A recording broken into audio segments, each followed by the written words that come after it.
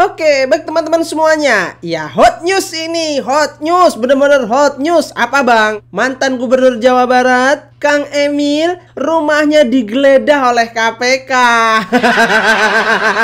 Waduh, Kang Emil, jangan malu-maluin Kimples dong.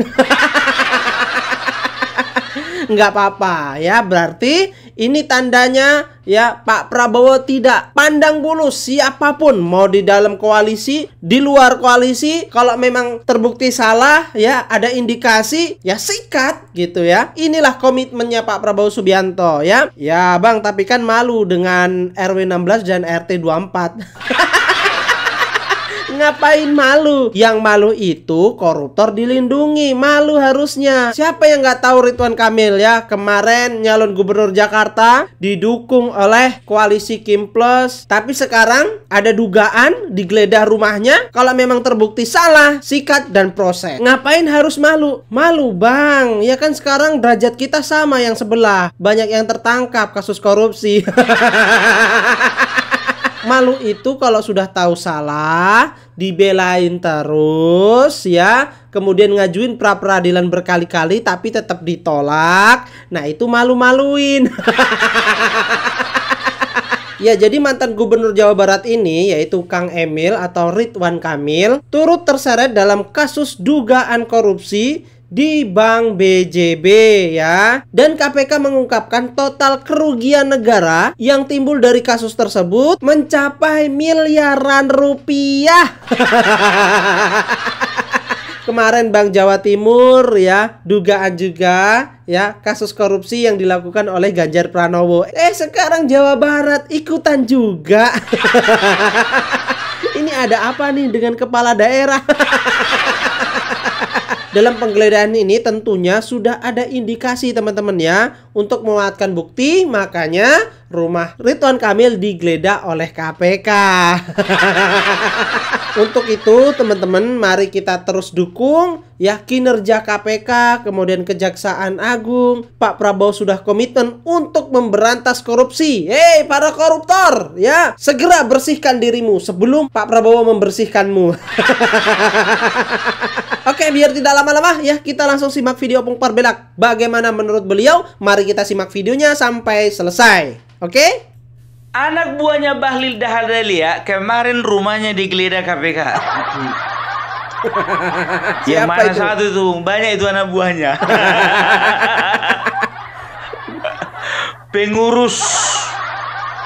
Pengurus di Partai Golkar. Banyak pengurusnya, Bung. Wakil ketua umum. Bung, wakil ketua umum perasaan bukan cuma satu lah. Aku agak malu aku menyebut namanya ini. Malu. Agak merinding aku. Karena waktu di Pilgub Jakarta kemarin aku sempat kubela dia.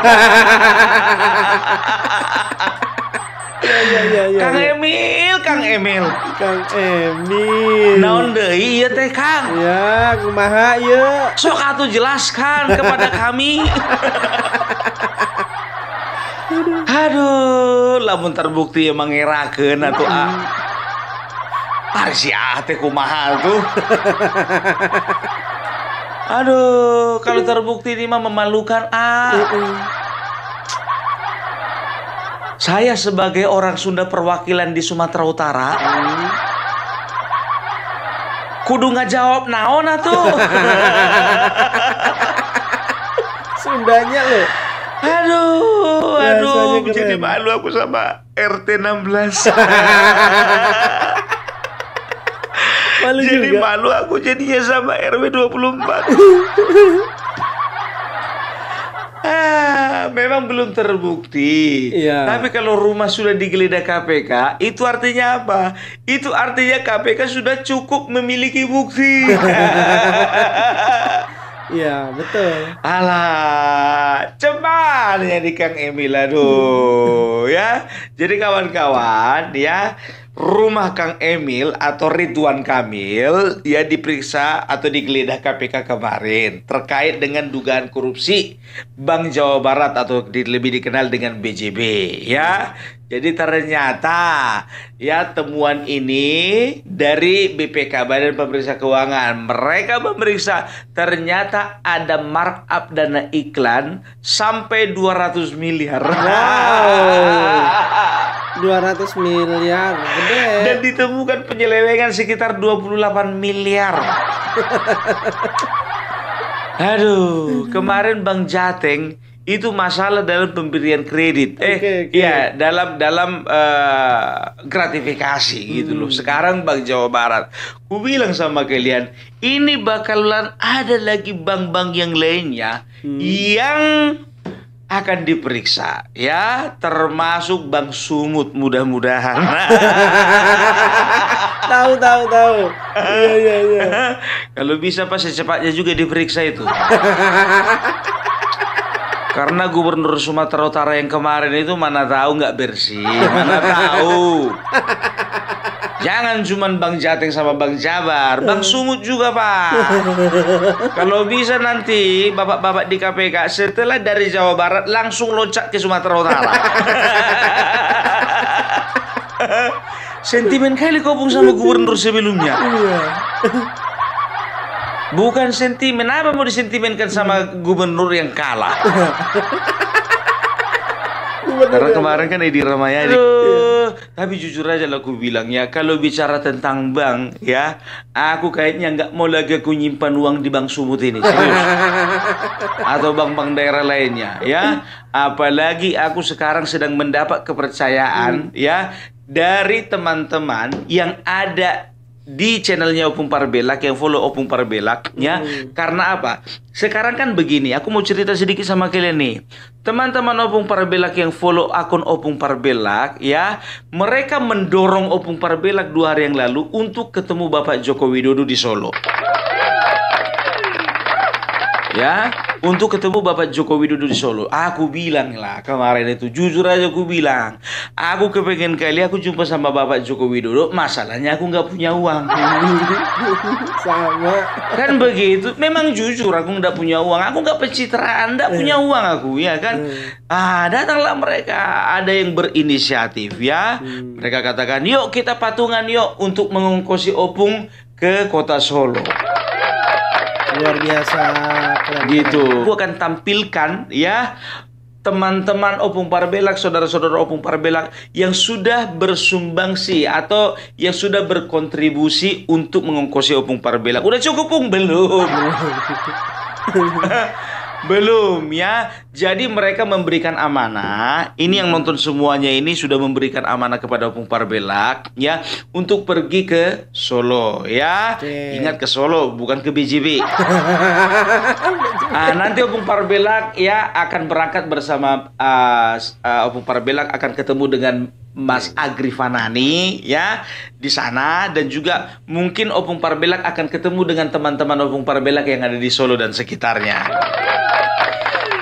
Gitu ya. Jadi kemungkinan besar nanti Opung Parbelak di bulan 5 berangkatnya. Lama kali Bu. Lama kali. Iya kan, sekarang begini, yang pertama ya, Opung Parbelak itu bekerja. Jadi harus selesai dulu pekerjaan. Karena apa? Karena Opung Parbelak juga harus mengatur cuti kan ya. Begitu. Setelah itu yang kedua pertimbangan biaya. Kan belum cukup. Nggak mungkin lagi berangkat kalau nggak ada ongkosnya. Kan begitu. Belum lagi transportasi, belum akomodasi, belum lagi untuk raktir teman-teman yang ada di sana. Masa ditraktirin terus?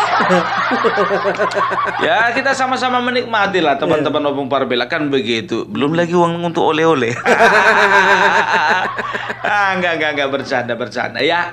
Jadi bagi teman-teman yang mau berkontribusi ya untuk keberangkatan Opung Parbelak ya, untuk berjumpa juga dengan beberapa konten kreator di sana, pejuang, bukan aku bilang katakan bukan konten kreator, lebih kepada pejuang-pejuang Bapak Joko Widodo ya, dan juga pendukung pemerintahan Bapak Prabowo ya. Jadi yang ingin berkontribusi boleh lewat super thanks, boleh lewat super stiker, boleh juga mau langsung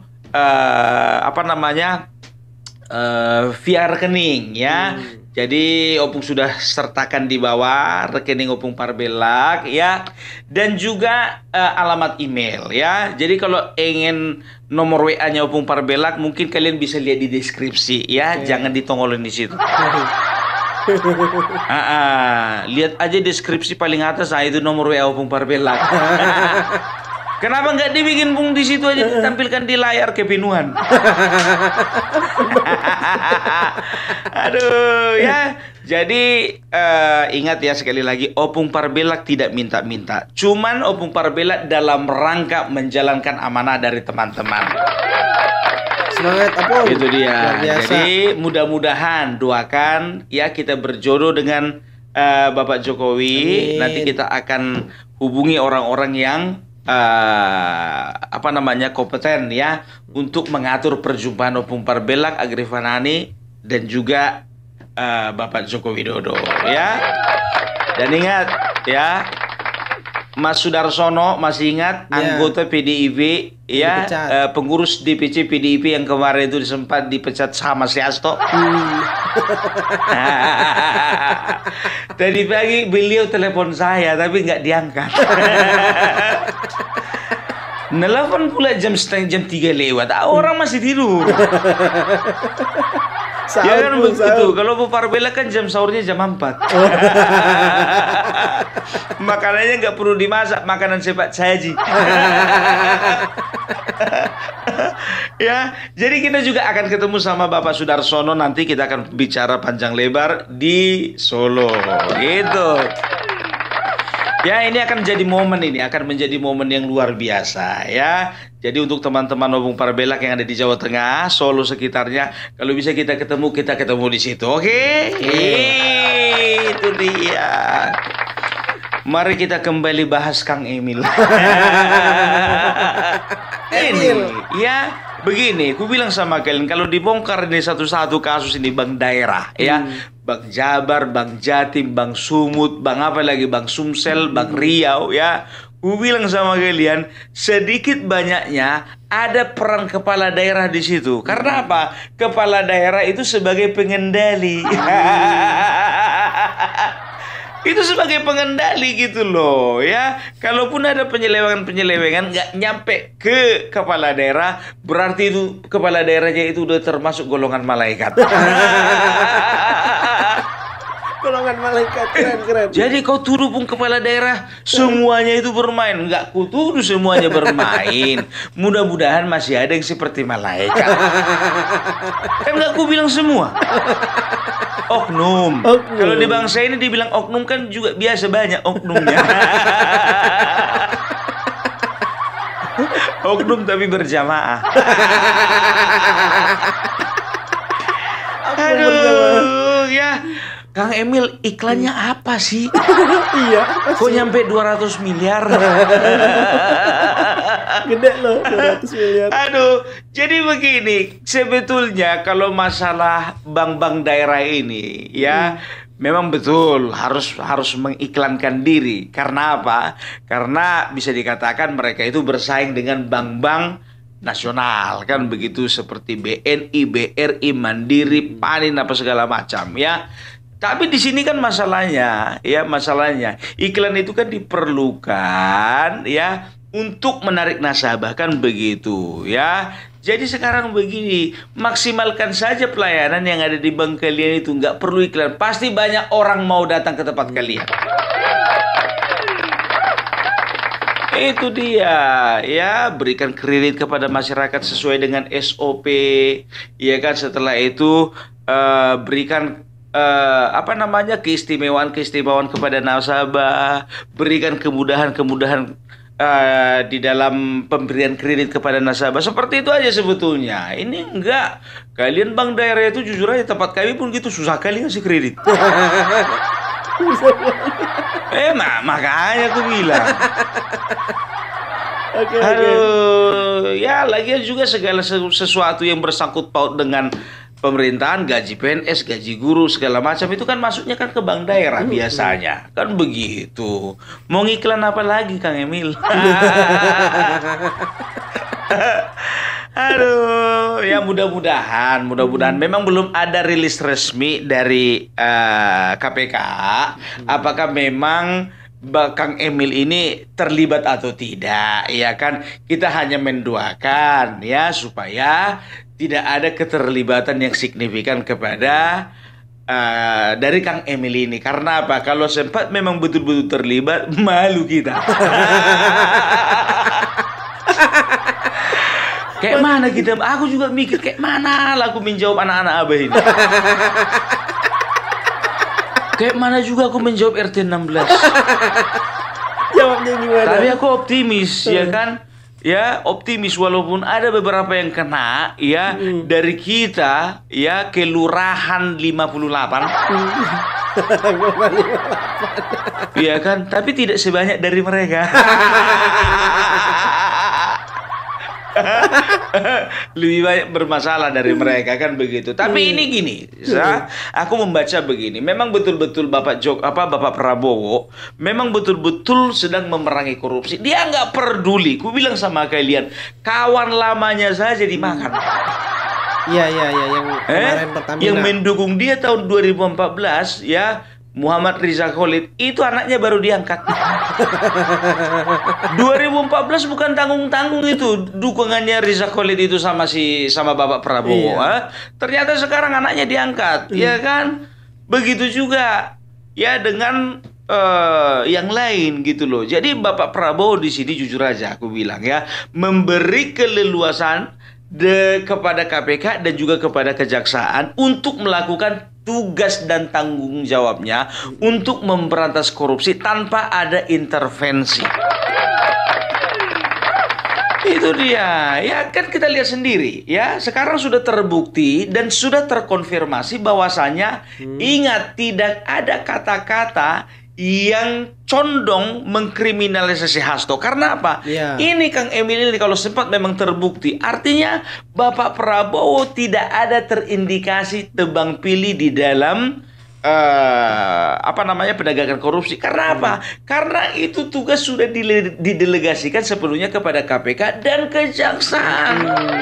Ya, benar. Itu yang penting perintah dari Pak Prabowo, siapapun yang melakukan korupsi, kapanpun dilakukan korupsi itu sikat. Kan begitu. Itu enaknya kalau presidennya ketua umum.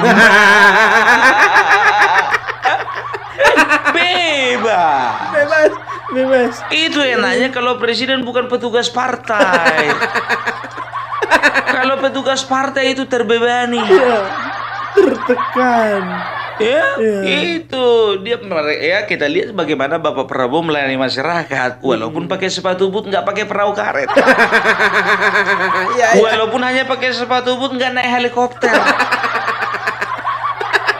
Padahal jujur aja aku bilang, uangnya Rano Karno sama uangnya Pramono Anung itu nggak seberapa uangnya Prabowo.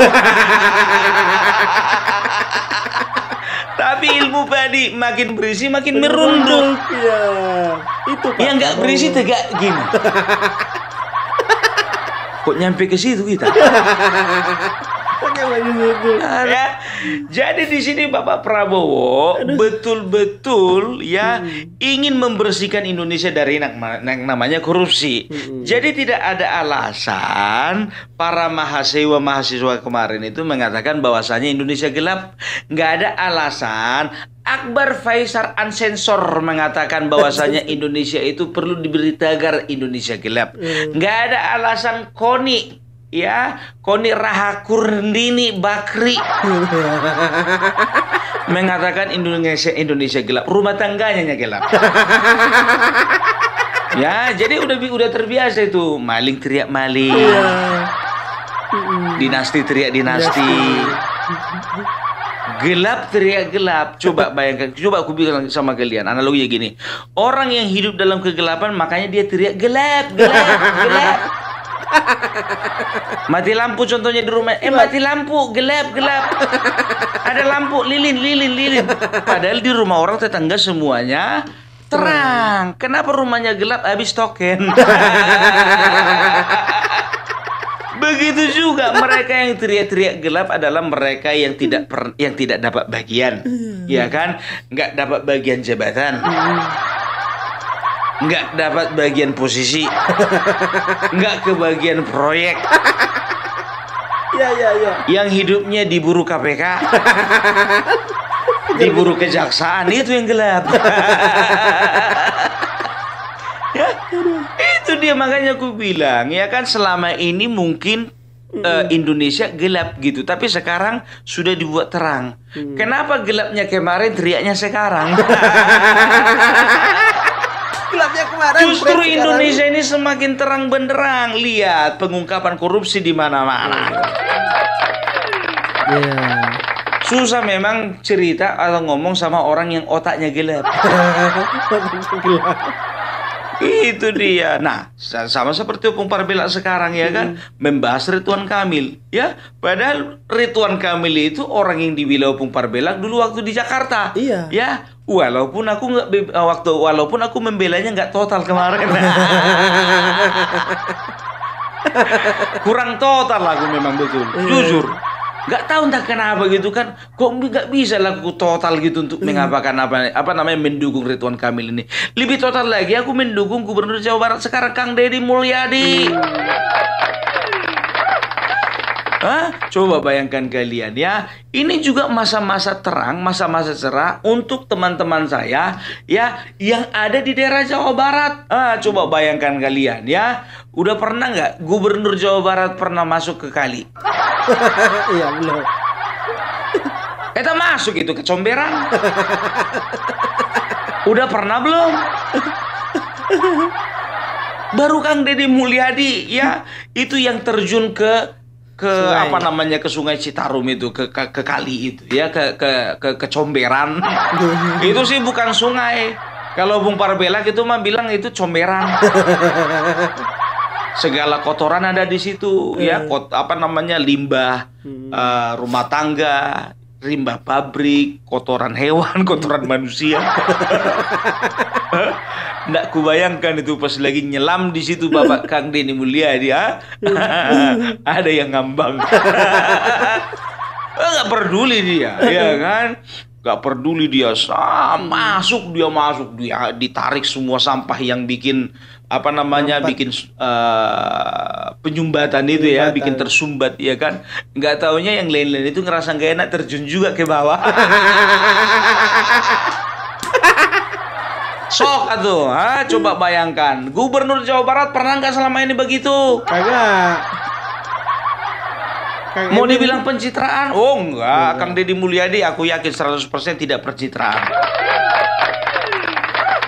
Ya, lihat aja gayanya, coba kemana-mana dia sederhana ya, pakai baju putih, kaos putih, celana putih ya. Ya, dia itu selalu berbaur sama masyarakat gitu ya. Ya, walaupun ada dua ya tokoh yang bisa dikatakan sambil menjabat di pemerintahan tapi main YouTube. Ya. Yang satu Kang Deddy Mulyadi, yang satu Ganjar. Langsung nampak bedanya ya.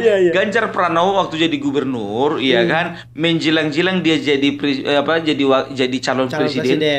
Dia itu banyak dia itu bikin konten-konten ya, bantu mbah-mbah, bantu orang di apa namanya, supir angkot, bantu orang jualan segala macam. Nah, kemarin setelah Pilpres kalah dia nggak pernah lagi bikin konten. Nggak pernah bikin konten. Tapi Kang Deddy Mulyadi getol, dia bukan cuma masalah apa namanya itu bagi-bagi apa namanya sosial eksperimen gitu. Tapi ada masalah-masalah seperti di Cirebon kemarin kasus Pina, dia juga ikut ambil bagian. Sampai kalau nggak salah dia itu dipanggil ke persidangan kan, dia dipertanyakan apa kapasitasnya, ya dia katakan saya sebagai warga Jawa Barat merasa bertanggung jawab dengan kejadian ini, ya kan begitu, ya kan, merasa terpanggil ya atas kejadian ini. Makanya aku bilang bisa dikatakan Kang Deddy Mulyadi ini ya mudah-mudahan dia 2029, 2034 lah mencalonkan diri jadi presiden. Ya. Loh, kenapa nggak 2029 jatah Bapak Prabowo sekali lagi? Iya, Pak Prabowo sekali lagi. Habis itu nanti Kang Deddy Mulyadi. Lo Gibran kapan jatahnya, Pung? Habis Kang Deddy. Nanti kalau misalnya Gibran yang terpilih, Kang Deddy misalnya nggak terpilih, ya kalau bisa Kang Deddy jadi presiden, Mas Gibran jadi wakil. Oh, nggak bisa lagi ya? Atau Mas Gibran jadi presiden, Kang Deddy jadi wakil. Kenapa? Mustahil? Enggak lah, kok mustahil, ya kan? Sama-sama orang baik. Ingat ya, Indonesia ini sudah saatnya dipimpin oleh orang-orang baik. Yang kerjanya nyata, nggak pernah jualan nggak pernah jualan aset. Ya kan, nyata kerjanya, ya kan, jangan pintarnya cuma jualan.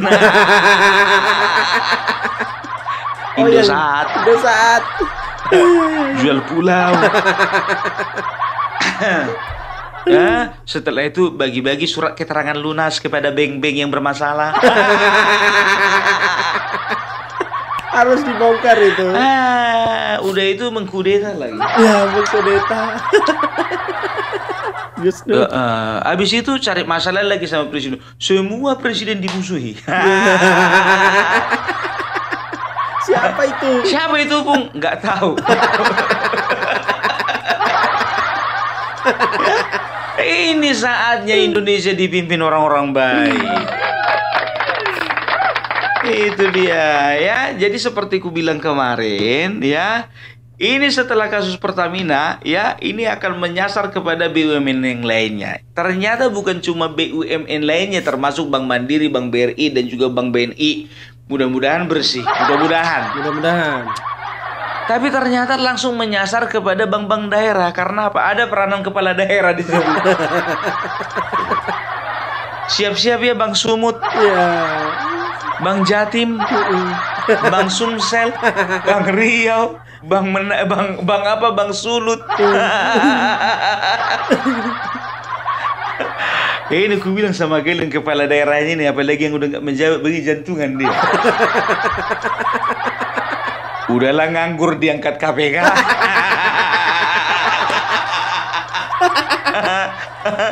Aduh, pokoknya jangan main-main sama Bapak Prabowo sekarang. Bapak Prabowo perintahkan KPK, kejaksaan ya, untuk gas semuanya yang pelaku korupsi, nggak bisa bergerak. Makanya gue bilang nggak main-main itu, ya kan? Untuk penanganan masalah banjir nggak main-main, apalagi korupsi. Karena Bapak Prabowo sekarang ini, dia itu fokus bagaimana dia itu menjaga kekayaan bangsa Indonesia, ya, harta Indonesia, kekayaan alam, kekayaan sumber daya alam, sumber daya manusia, kekayaan potensi-potensi manapun juga, ya, dan juga perusahaan-perusahaan, ya, itu perusahaan-perusahaan negara, BUMN, itu dia usahakan dan dia pastikan tidak akan kecolongan lagi. Coba Bank BJB ya, ditemukan penyelewengannya 28 miliar. Kan kecil kali itu. Iya. Memang markup-nya itu sekitar sampai 200 miliar, ya kan begitu. Ada ditemukan penyelewengan 28 miliar. Kalau dipikir-pikir coba, ya, dibandingkan dengan kasus triliunan. Ya, kasus hampir 1.000 triliun Pertamina, coba 28 miliar kan kecil kali. Tapi nggak ada urusan kecil, sama kayak dosa mana ada yang kecil, mana yang ada yang besar. Yang namanya dosa ya udah dosa, kan begitu. Kalau mati masuk neraka.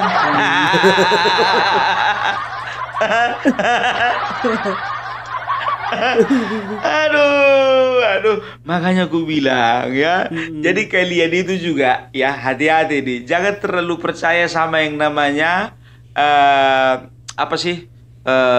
institusi keuangan. Banyak orang pintar mengatakan begini, kalau kalian mau menyimpan uang di bank, jangan simpan tabungan kalian semua di bank, ya kan? Ya, mulailah cerdas, beli properti, setelah itu beli emas, setelah itu beli saham, gitu loh. Jangan semuanya uang disimpan di bank. Apalagi bank daerah. Enggak bercanda. Kalau itu bercanda ya. Maksudnya apa? Kita supaya kita bijak keuangan. Kau rupanya udah kaya pun ngomong gitu. Enggak, aku sederhananya. Iya. Aku ngomong kayak gitu karena nggak ada uangku di bank. Makanya mau belajar. Ya kan, walaupun terlambat. Daripada tidak sama sekali. Itu dia. Ya pokoknya Bapak Prabowo ya, itu kalau dia katakan kita akan bersih-bersih. Bersihkan diri sebelum kalian dibersihkan orang. Ya. Bapak Jokowi begitu juga. Makanya aku bilang sama kalian ya, Bapak Jokowi ini sudah mengantongi banyak kali nama-nama koruptor. Iya kan? Nggak tahu juga nama Ridwan Kamil ada atau enggak. Ya, eksekutornya itu Bapak Prabowo. Iya. Backingannya siapa? Ya kita lah, rakyat Indonesia. Iya, jadi bagaimana bangsa kita ini bakalan maju kalau misalnya masih ada korupsi, kan begitu. Kayaknya Indonesia ini perlu juga lah diterapkan itu sistem hukum seperti di Korea Utara. Langsung hukuman mati. Wih, nggak ada istilah potong tangan. Kalau contohnya kita korupsi potong tangan masih mending, ya kan? Kalau sempat langsung dor. Dor saja loh sebenarnya. Harusnya kayak gitu, jujur aja gue bilang. Ketahuan katanya 28 miliar dor. Ketahuan menyuap KPU 800 juta dor. Jadi orang ngeri-ngeri sedap kalau melakukan tindak pidana korupsi. Jujur aja gue bilang. Sekarang ini kan santai. Tahu nggak kalian? Jujur aja gue bilang ya. Pejabat-pejabat ini nggak takut hukuman mati. Yang mereka takut miskin. Iya. Satu-satunya yang paling mereka takut itu miskin. Mereka nggak takut Tuhan, nggak takut jaksa, nggak takut KPK, nggak takut hukuman mati. Yang mereka takut miskin.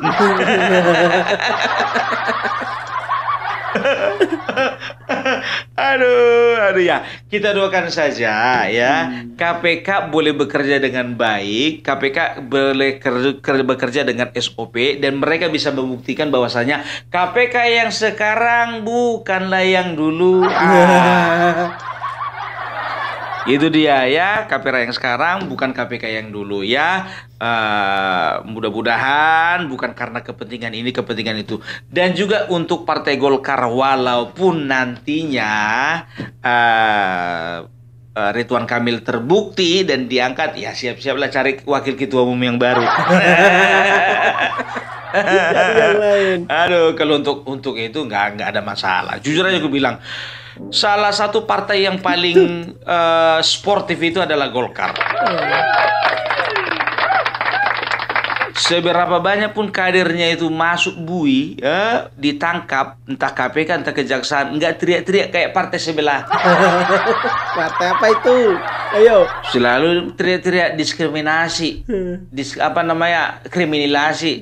kriminalisasi. Setelah itu politisasi, nggak ada kayak gitu ya. Jadi kita percayakan semuanya kepada penegak hukum. Oke? Jadi itu dulu dari Opung Parpelak. Salam NKRI harga mati. Oke, baik teman-teman semuanya. Jadi itu ya Pak Prabowo tidak memandang bulu siapapun itu, mau masuk di koalisinya ataupun di luar koalisinya, sikat kalau memang benar-benar bersalah. Oke, itu saja. Bagaimana menurut teman-teman? Silahkan tulis di kolom komentar. Terima kasih. Wassalamualaikum warahmatullahi wabarakatuh.